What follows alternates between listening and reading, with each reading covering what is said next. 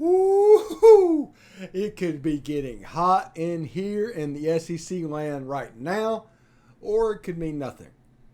We will explain what we mean right after this.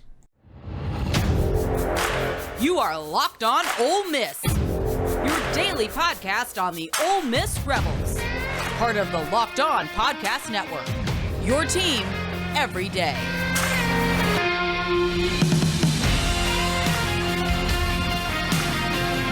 All right, welcome to the Locked On Ole Miss podcast. I am your host, Stephen Willis. Thank you very much for joining us. You can follow me at the Stephen Willis down there below. You can see that address. We talk about a little bit of everything, but especially Ole Miss sports. We also have some soccer on there. We can commentate on all sorts of things. Right now is about my health, but we can talk about a whole bunch of stuff. Anyway, today's show is brought to you by Bet Online. Bet Online has you covered this season with more props, odds, and lines than ever before. Bet Online, where the game starts. Also, thanks for making the Locked On Ole Miss podcast your first listen every day. We're free and available on all platforms, including YouTube. So do us a favor. Subscribe to the YouTube channel. Hit the bell for updates, notifications whenever we post a new video, which happens quite often. And, of course, upvote the video itself. Your subscription is wanted, needed, and thank you for it. Anyway, today, I wanted to do a little bit more going into the weekend. We're going to talk to Tom Vanderford a little bit later on in the show. He'll have a standalone in the afternoon like we've been doing. And we also have an extra plan for the future, and maybe tomorrow morning with Derek Vandegrift about the Ole Miss transfer baseball players. So that's kind of our plan moving forward. But what I kind of wanted to talk about today is that Ole Miss can survive in this environment. I see people all the time look at it and go, oh, Ole Miss can never make it in this age of NIL. In this age of blue blood recruiters, how will Ole Miss ever make it? Well, there's a window, and we are attacking that window. And it is my opinion that people kind of need to get on board with it because it is the way for Ole Miss to compete at a big-time level. Ole Miss being an early adopter, everybody's going to catch up with it, but there's probably a 5-year window if you can make this work. You can be hyper-successful, and that is the transfer portal. Listen, Ole Miss will never be dominant on the NIL market. I will repeat that again. Ole Miss will never be dominant on the NIL market. Small enrollment, poor state. We do not have that kind of money.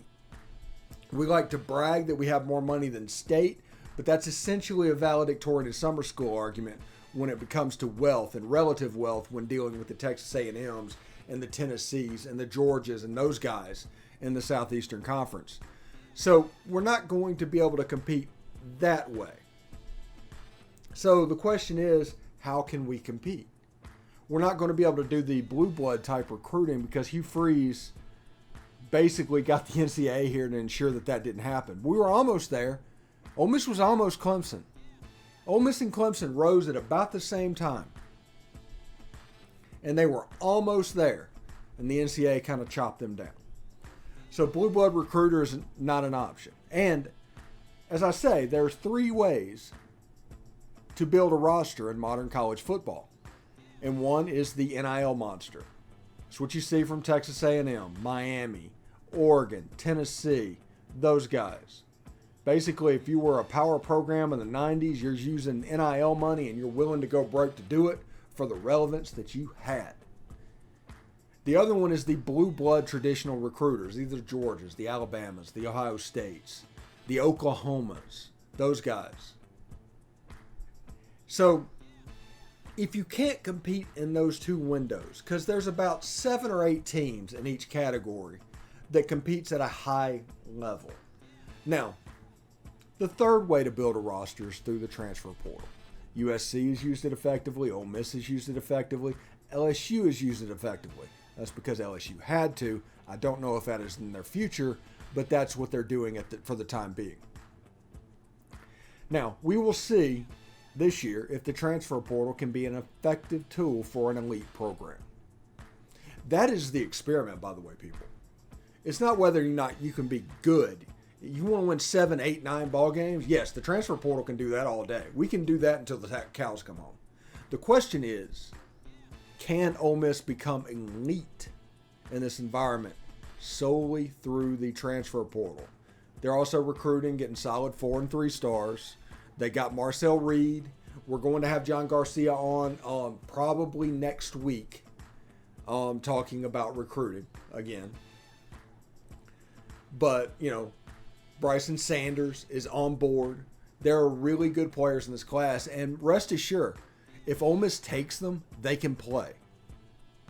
They're going to make an impact.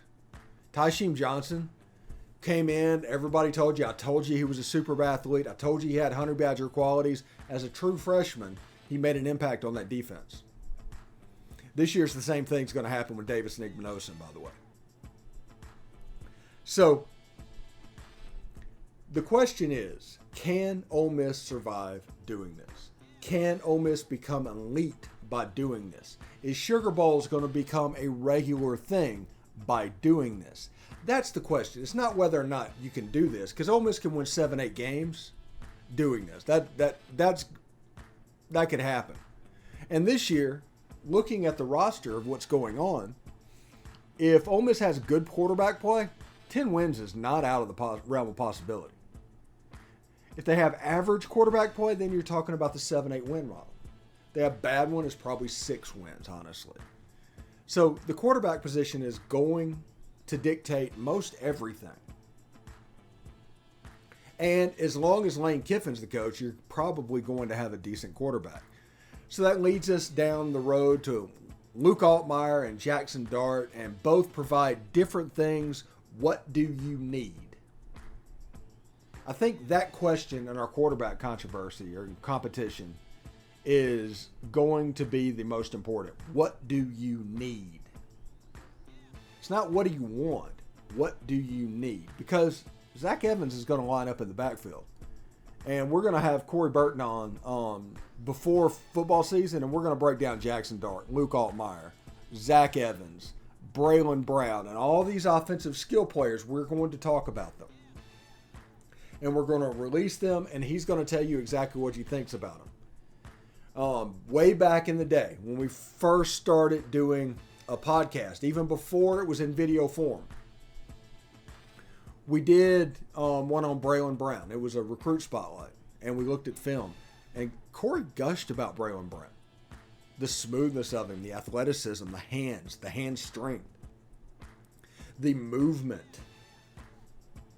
He gushed about him. So we'll see exactly what this looks like moving forward. And we're going to see the transfer portal, if Lane Kiffin is a genius, or is he just trying something to make up for the fact that NIL is now a monster and is happening. And all the chicken littles that say the sky is falling is right. Which that is possible, by the way. Because this hasn't played out. None of this has played out. This is all new information. And I've told you guys many times, do not trust anyone that says this is the way it's always been. That immediately tells you that they haven't been paying attention the last 3 years.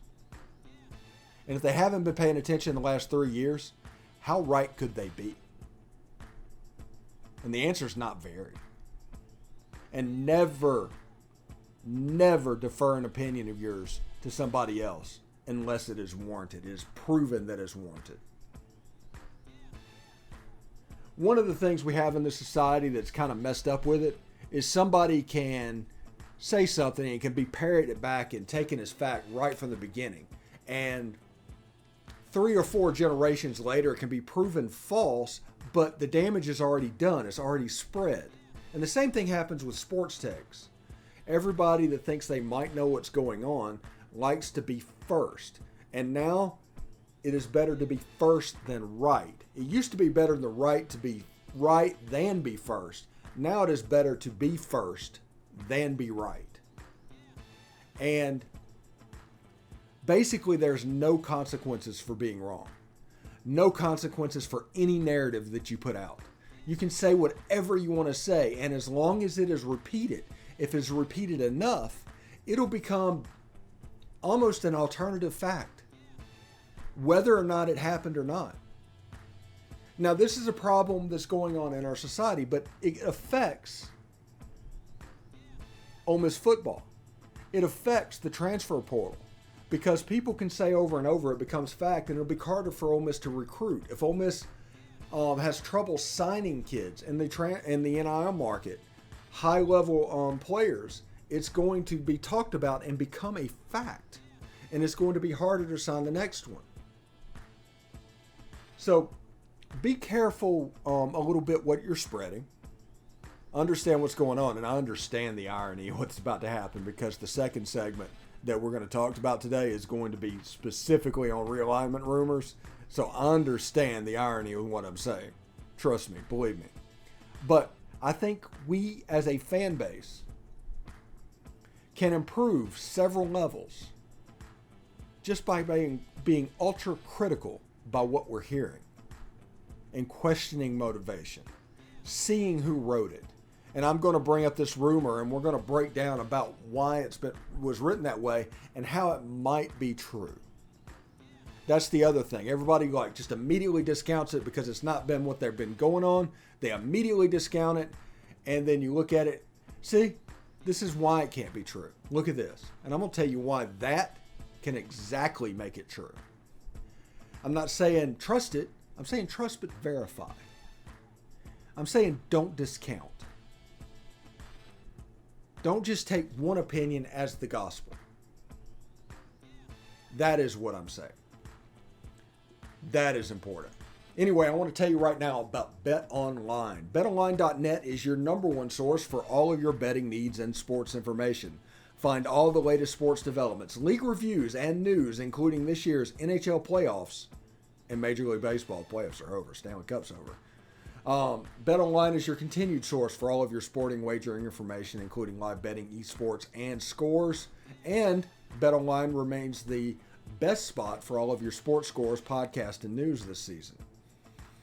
BetOnline.net is the fastest way and easiest way to check in on all your favorite sports and events, including MMA, boxing, and golf. Head to the website today or use your mobile device to learn more about the trends and action. BetOnline, where the game starts. All right, thank you for making the Locked On Ole Miss podcast your first listen every day. We are free and available on all platforms, including iTunes. So please rate and review us on iTunes. Leave a 5-star review.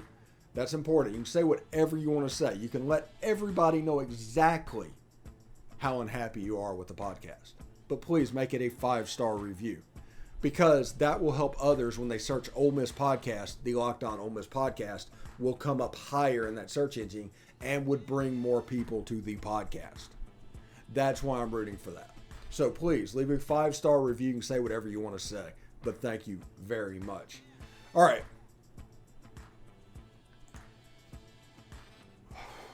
Realignment.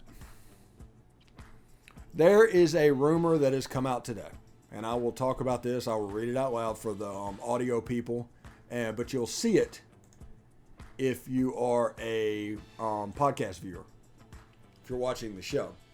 But Braden Keith, source, North Carolina, Florida State, Clemson, and Virginia are all negotiating to join the SEC. ESPN is trying to void their TV deal with the ACC. Now, we're going to explain why that could be right and why that could not be right, okay? The why it could not be right is this. Braden Keith is the co-founder and editor-in-chief of Swim Swam News. It's a swimming site. It's an Olympic sports site out of Philadelphia, Pennsylvania. So you would think he would not have his finger on the pulse of what exactly is happening. That would be a natural assumption. And whenever you look at what's going on, you can understand why people might be wary of this. Now, let me tell you why this might be right. Braden Keith probably has sources at these North Carolina, Florida State, Clemson, and Virginia for Olympic sports, specifically swimming. So Braden probably has a relationship with a swimming coach, somebody dealing with these Olympic sports. and they're probably pretty tight, and they're probably okay with leaking information. Now, Texas A&M and Oklahoma, we did not find out about that move until it was leaked by Texas A&M to try and sabotage them coming in the first place. If anybody remembers what happened a year ago, remember that Texas A&M was unbelievably unhappy, and the whole media day circus was designed for them to basically poo-poo what was going on. But Oklahoma and Texas got in anyway, but it was because of that sabotage thing. Now, I think this could be a similar situation to where a swimming coach, one of the Olympic coaches, that might be privy to some information that might have heard a nugget. Now, this could be very, very, very early on in the process, but it could make the Olympic guy nervous. So he decided to leak this to the one member of the press that he feels comfortable doing it with, and that is Braden Keith, who covers them through Swim. So that is the reason not to discount totally what is happening. I think that would be fool's gold. Now, it's okay to look at this with cynical eyes. Trust but verify. I'm still waiting on the second source to pop up on this one. But I don't know if one will happen because people aren't talking. And the people that would normally have sources inside the athletic department's not talking. I think if this actually happened, it's from a coach or an assistant coach that may have overheard some information and decided to try and sabotage it, because Olympic sports-wise, the SEC is not that great of a fit for North Carolina and Virginia. They fit much better in the Big Ten with the Olympic sports. Now, money-wise, culturally, where they fit geography-wise in the country, the SEC is where they would fit. Because I don't care who you are, North Carolina or Virginia, having to go to USC on a Tuesday night for volleyball games, midweek out there, that'd be a problem to go over 4 time zones. So the SEC cuts it down. You only have 1 time zone. You catch a flight, you come back, boom, it's ready to go. And they'll have the money to be able to do that. But it is interesting. I'm telling you not to discount this tweet. I'm also telling you not to completely trust this tweet. But I did want to put it in front of you just because this information did actually pop out today. And this story kind of popped today. And if this happens, these are the 4 teams that I predicted yesterday, right? These are the 4 teams that I predicted yesterday. And I'll bring this up again because I do think it is a relatively good fit for what we're doing. Now, here are the pods set up under this scenario. And I put Virginia and Virginia Tech and UNC and NC State because if Virginia says no and moves to the Big Ten, Virginia Tech moves in. If North Carolina says no to the Big Ten, North Carolina State moves in. And you still can get the value with carriage fees because that is still a thing. It's not completely dead and not an impetus for what you're doing, but you still would probably rather North Carolina and Virginia have a seat at the table than anybody else. Then you can do your Clemson, you can do your Florida State with the national brands for your streaming and all of that stuff. But these are the 5-team pods that I've come up with for a 20-team league. Like I said, there's going to be issues with it, and we're going to have to make some changes, but these are the ones that I came up with. I want it balanced and competitive balance. So basically, you'd play everybody in your pod. So take Ole Miss, for instance. You'd have Texas A&M, LSU, Ole Miss, and Mississippi State, okay? You would play 2 permanent opponents. The 2 permanent opponents would be Vanderbilt and, let's say, UVA, okay? Those would be the 2 permanent opponents out of division. And you would play 1 team in the other pods, each pod, every year. That's kind of what the schedule would look like under this expansion. It works. It's an 8-team 9-team conference schedule. We added the second permanent opponent, so you don't have to put everybody in the same pod. But it would work. You would play everybody in about 4 or 5 years, I think it would legit work. And I think the one team for different pods, if you finish 5th in your pod, you should play the 5th place team in each of the other pods. If you finish 4th in your pod, you should play the 4th place teams in your other pods. And you can set it up almost like an NFL thing, and you would have a little bit of parity inside the league. We're going to an NFL light. I mean, that's quite obvious at this point. This is a way that could work, and you could have even more parity, even with all this NIL, this blue-collar stuff, and the transfer portals going on. It would be interesting, to say the least. It would be absolutely interesting. So, there is that. Coming up after this break, we are going to have Tom Vanderford. He's going to give his opinion on realignment. And later on this weekend, we're going to have an extra with Derek Vandergriff talking about baseball transfers. Keep an eye out for that tonight, or tomorrow night. No, last night, I should say. Kara McCutcheon popped on there the night before. Luke Altmaier was nice enough to give us a little bit of his time, so you can tune in for that as well if you haven't seen those videos. But right now, let's tell you a little bit about LinkedIn. As the sun comes out and small businesses are back in business, LinkedIn Jobs makes it easier to grow your teams. LinkedIn Jobs helps you find the people you want to interview faster and for free. Create a free job post in minutes on LinkedIn Jobs to reach your network and beyond to the world's largest professional network of over 810 million people. It's like 10% of the world right there. Then add your job and add the purple #hiring frame to your LinkedIn profile to spread the word that you are hiring so that the network can help you find the right people to hire. Simple tools like screening questions make it easy to focus on candidates with just the right skills and the experience so you can quickly prioritize who you'd like to interview and hire. It's why small businesses rate LinkedIn Jobs #1 in delivering quality hires versus leading competitors. So this is what I want you to do. LinkedIn Jobs helps you find the candidates you want to talk to faster. Did you know that every week 40 million job seekers visit LinkedIn? Post your job for free at linkedin.com/lockedoncollege. That's linkedin.com/lockedoncollege to post your job for free. Terms and conditions apply. All right, thanks for making the Locked On Ole Miss podcast your first listen every day. We are free and available on all platforms, including YouTube. So do us a favor, subscribe to the YouTube channel, hit the bell for notifications, and of course, upvote the video yourself. We would appreciate it greatly. I'm here with Tom Vanderford. He's going to talk all about Ole Miss sports and realignment. We're going to talk realignment today, I think, because I seemingly always talk realignment. But how you doing, Tom? I'm doing great, man. I'm doing great. Glad to be here.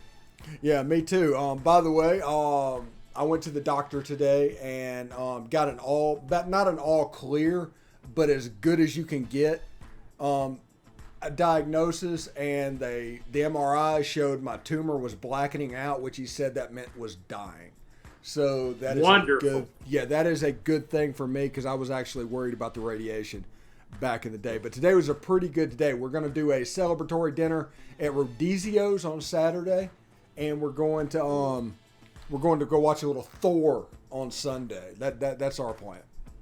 That sounds wonderful. Well, mine's shrinking. I can tell it's shrinking, so because of the kind of cancer I have. So that's good news.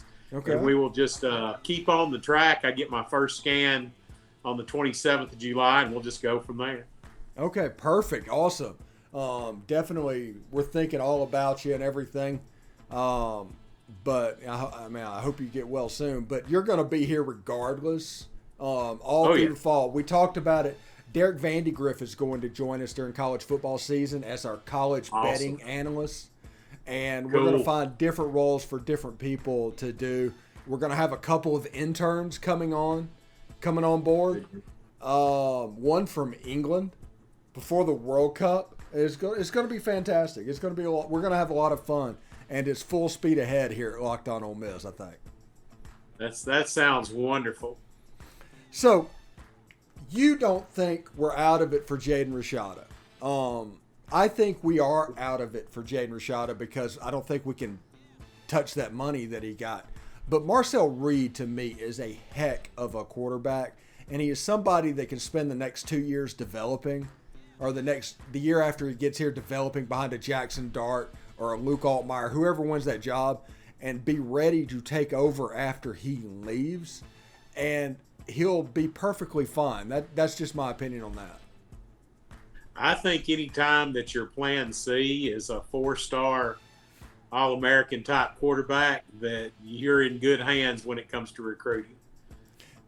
Yes, whenever let's see, Marcel Reed actually outperformed Nico Iamaleava at the Nashville Elite 11 because Nico Iamaleava has a name. He made it to the finals, and Marcel Reed did not. But that doesn't change the performance that Marcel had. He had a really good day.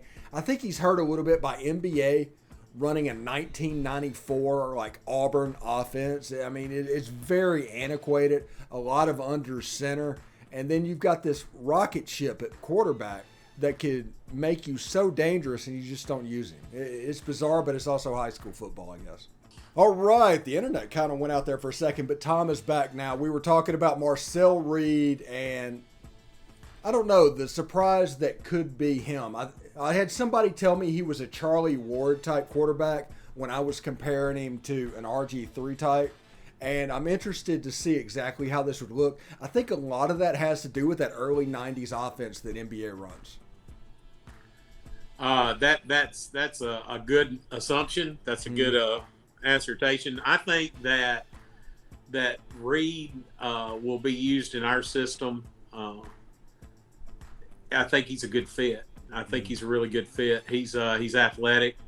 I would take either one of those guys, RG3 or Ward as well. They were great college quarterbacks, and that's what we need. We need a great college quarterback in our system.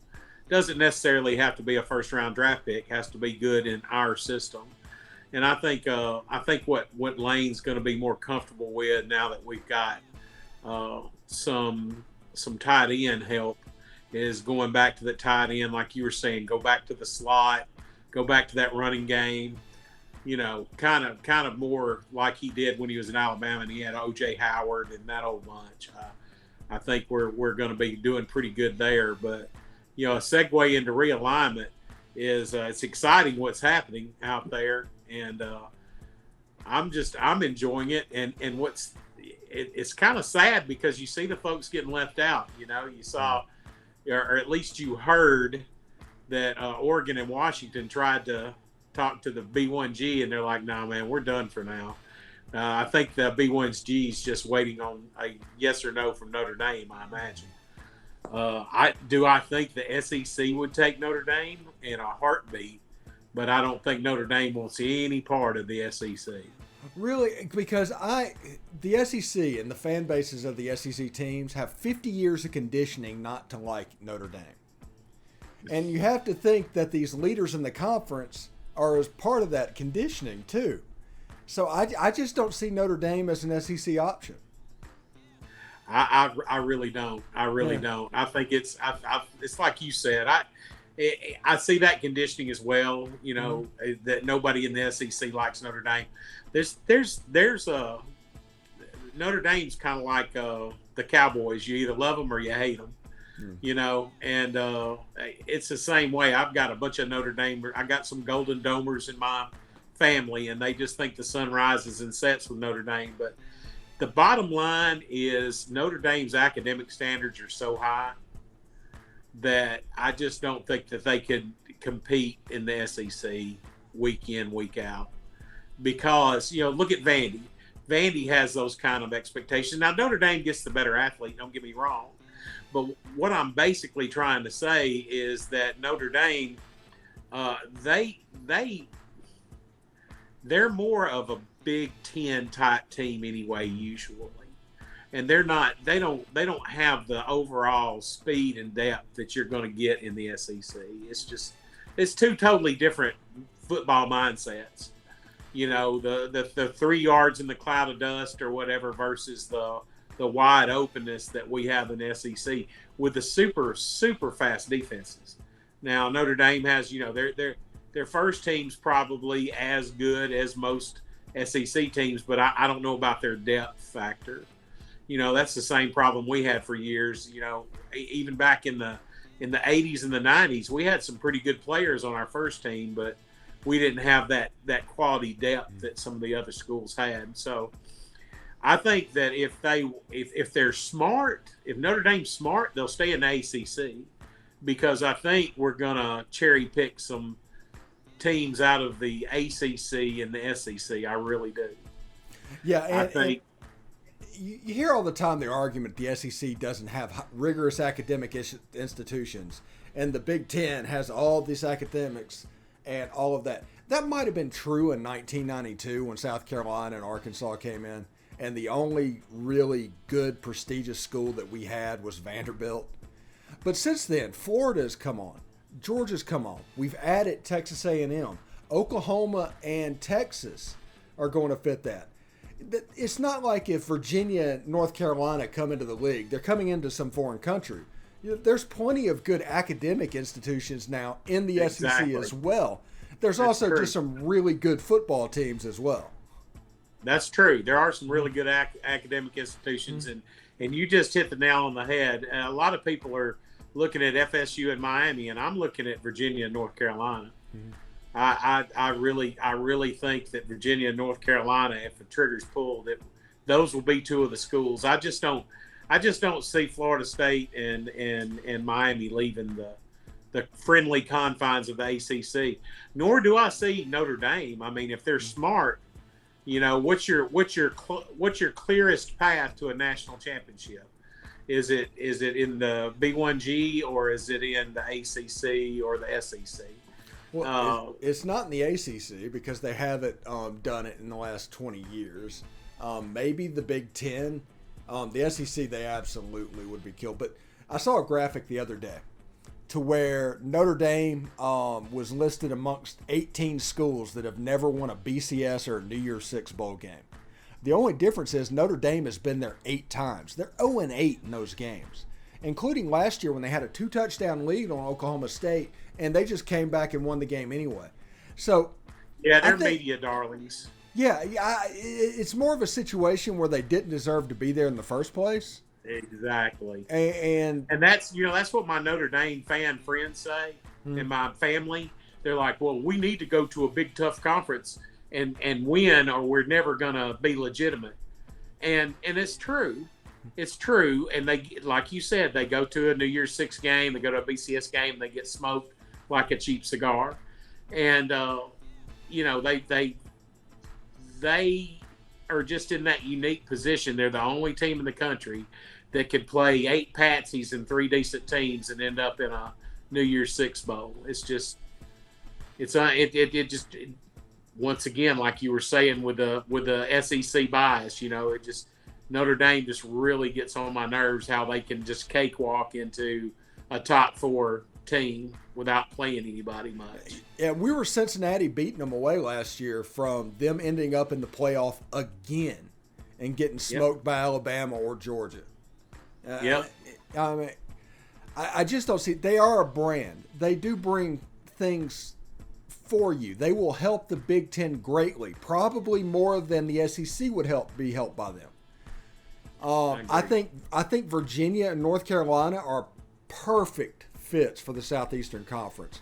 I think Florida State and Clemson, if they're what's been rumored is true with them being a come along, I think that'll work as well. In a 20-team SEC, you could have an 8-team quarterfinal playoff into the SEC championship game, into a national championship game, add 1 game to the schedule, and I think everybody would watch that.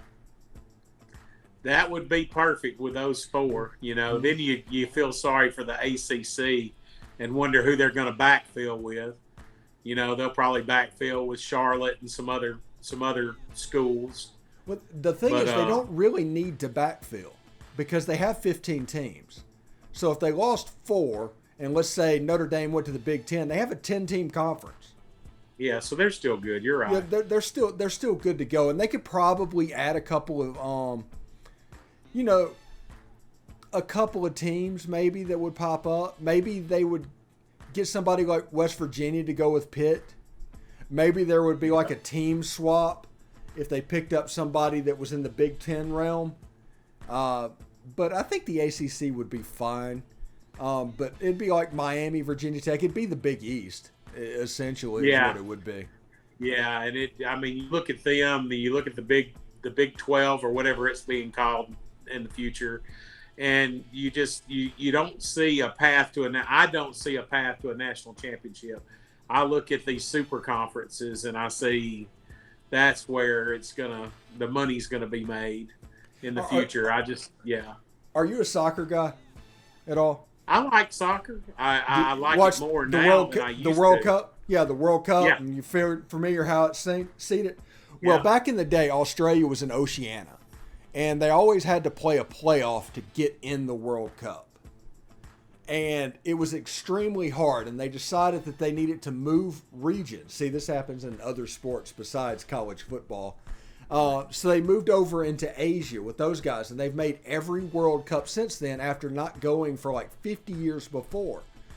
And the successful teams is like Europe and South America, where 6 teams and 15 teams get into the World Cup. So you're not having to peak twice, is I guess what I'm saying.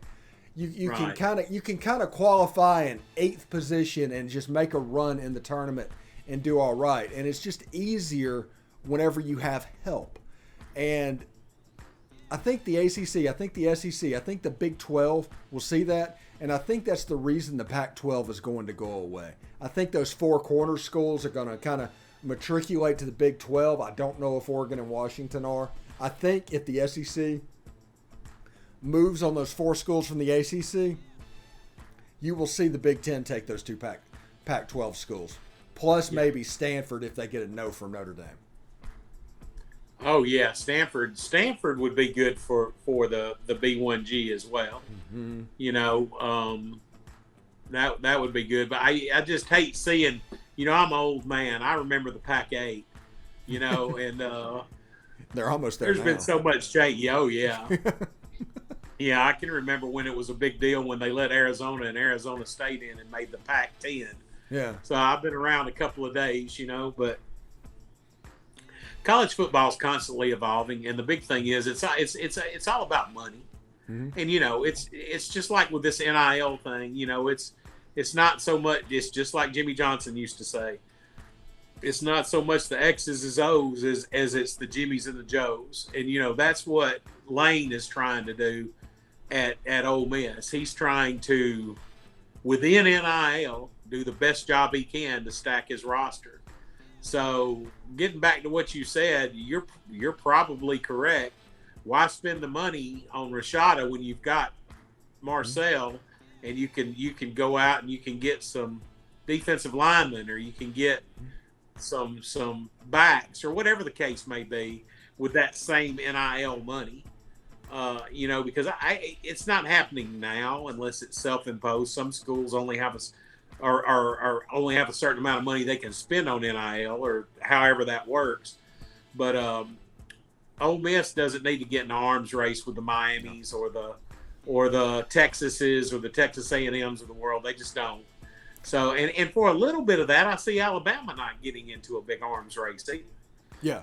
They're stepping back and getting, they're not getting into the big arms race either. So I think you're going to see different ways of doing things from the Miami high dollar and the A&M and Texas high dollars to people like Ole Miss and Bama that are kind of middle of the road, and then you're gonna see the schools that just can't really afford NIL. You're not going to see a whole lot of NIL deals with Southern Miss or South Alabama, so on and so forth. So you're kind of somewhere in there, but. Everybody says they're hot takes about NIL, and there's hot takes about the transfer portal, and there's hot takes about realignment, about how your school is not going to be able to compete anymore and it's not going to mean anything. There's only 4 or 5 schools right now that's competing. The way it was, there were 5 schools. I think there's 6 or 7 that's made the playoffs since 2014. Yeah. So I think people need to realize and just root for their team no matter what it was. Southern Miss is over the moon about being in the Sun Belt Conference.